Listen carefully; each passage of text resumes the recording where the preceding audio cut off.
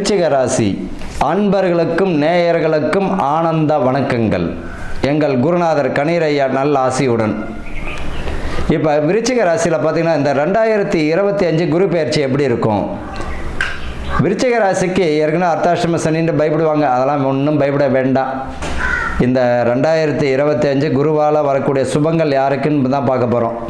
உங்கள் ராசிக்கு அட்டமஸ்தானத்தில் வருகிறார் குரு, 8ல் வர்றார் குரு.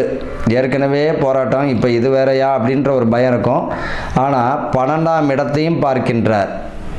12ஆம் இடத்தை உங்களுக்கு பார்க்கின்றார்.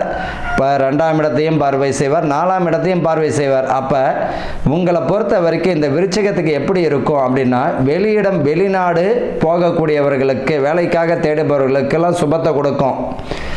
உள்ளூரில் இருக்க வேலை பார்க்க முடியாமல் வெளிநாடுகளுக்காக ட்ரை பண்ணுறவங்களுக்கு நல்லாயிருக்கும்.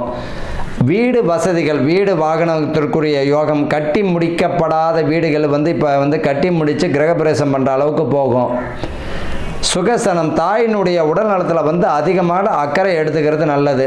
தாயும் சரி, அப்பாவும் சரி, தந்தையும் உங்களுடைய உடல் நலத்தில் மிக கவனமாக இருந்துக்கிறது நல்லது. கழுத்து, முதுகுத்தண்டு, முட்டி சம்மந்தப்பட்ட பிரச்சனைகளில் பார்த்தீங்கன்னா கவனமாக இருக்கணும். ஆரோக்கிய குறைபாடு இல்லாமல் ஆரோக்கியமாக பார்த்துக்கணும் உடம்ப. உடற்பயிற்சி எல்லாத்தையும் பார்த்தீங்கன்னா நல்ல சத்துள்ள ஆகாரங்கள் சாப்பிடும்போது நல்ல ஒரு பலத்தை தரும். இப்போ தான் படிக்கிற பிள்ளைகளுக்கெல்லாம் ஊட்டச்சத்து ரொம்ப அவசியமாக இருக்குது, அதையும் நீங்கள் பார்த்துக்கோங்க. விருச்சிக ராசிக்காரர்களுக்கு இந்த 8ஆம் இடத்துல வரக்கூடிய குரு தடைகளை தந்தாலும் சுபத்தை கொடுப்பார். ஒரு பிரச்சனை வரும்போது வர்றதுக்கு முன்னாடி காட்டி கொடுப்பார். மீறி மேற்கொண்டு நீங்கள் அதில் நுழையும் போது தான் பிரச்சனையாகும். அப்போ ஒரு பிரச்சனை வரப்போதுன்னு உங்களுக்கு நல்லா தெரியும். மேற்கொண்டு அந்த பிரச்சனையில் நீங்கள் ஈடுபட வேண்டாம். உங்களுடைய வேலையை மட்டும் பாருங்கள். கூடா நட்பு கேடு தரும். நண்பர்கள் வட்டாரத்தில் கவனமாக இருக்கணும். பேச்சில் நிதானமாக இருக்கணும். பேச்சில் ரொம்ப நிதானமாக இருக்கிறது நல்லது. இந்த வருஷம் பார்த்தீங்கன்னா புதிய தொழில் முன்னேற்றங்கள், புதுசாக ஏதாவது நான் தொழில் ஆரம்பிக்க போகிறேன், இந்த வருஷம் ஆரம்பிக்க போகிறேன்னும் போது அடுத்த வருஷம் பார்த்துக்கலாம். புதிய முயற்சிகள் இல்லாமல் அதில் கவனமாக இருக்கணும். புதுசாக நான் ஒரு தொழிலை தொடங்கணும், அதில் ரொம்ப நிதானமாக இருக்கணும். தெரியாத தொழிலில் கையை வைக்க வேண்டாம். ஏற்கனவே பார்த்துக்கிட்டு இருந்த தொழிலில் உங்களுடைய திறமையை காட்டுங்க. கணவன் மனைவிக்குள்ள அந்யோன்யத்தை அதிகமாக இருக்கணும். இப்போ பார்த்தீங்கன்னா உங்களுடைய நிதானம் பார்த்தீங்கன்னா ரொம்ப தேவை. வாய் நிதானம் அதை விட ரொம்ப தேவை. உங்களுக்கு பொறுத்த வரைக்கும் இந்த வாயால் தான் பிரச்சனையே தரும். வாய் நிதானம் எந்த அளவிற்கு, எல்லாருமே புகழ்ந்து பேசுங்க, எல்லார்ட்டையும் அன்பாக பேசுங்க, அது ஒன்றே பெரிய பரிகாரமாகவே இருக்கும்.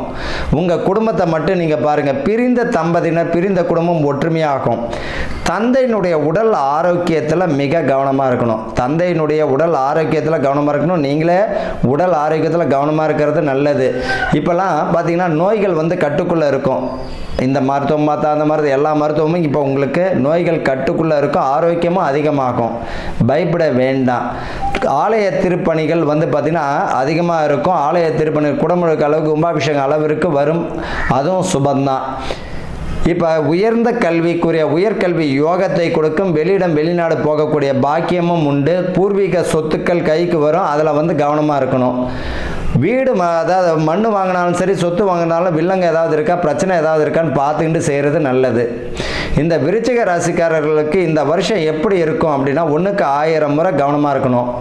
காதல் திருமணம் பார்த்தீங்கன்னா பெற்றோர் ஆசீர்வாதத்துடன் கைகூடக்கூடிய வருஷமாக இருக்கும். திருமணம் தட்டிக்கிட்டே போகிச்சு, திருமணம் தடையார்ஜா. 8ல் குரு இருக்கும்போது திருமண பாக்கியம். பொதுவாக ஒரு விஷயத்தை புரியணும். குரு பார்க்கும் இடம் கோடி நன்மை. தனக்காரகன் இல்லையா? நிறைய பேர் சொல்லுவாங்க குரு பார்வை இல்லை. குரு பார்வை இல்லைன்னா குருவால் மட்டும்தான் திருமணம் நடக்குமா? நிறைய பேர் சொல்லுவாங்க குரு பார்வையே இல்லை, திருமணமே நடக்காது. நிறைய பேர் பார்த்துருக்காங்க. குரு பார்வை இல்லாதவங்களும் திருமணம் நடக்குது. குருவால் மட்டும் திருமணம். குரு பார்க்கும் இடம் கோடி நன்மை. என்ன ஆகும்?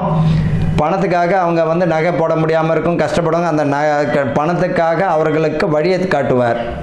சொத்து விற்று கல்யாணம் பண்ணுறதோ, ஏதாச்சும் விற்று கல்யாணம் பண்ணக்கூடியதோ, நல்ல வரன்கள் அமையிறதோ, லோன் வாங்கி வீடு கட்ட குரு பார்க்கக்கூடிய இடம் கோடி நன்மைன்றது சுபத்துக்குரிய தடைகளை விளக்குவார். குருவால் மட்டும் சுபகாரியம் நடக்கிறதில்ல, சுக்கிரனாலையும் நடக்கிறது உண்டு.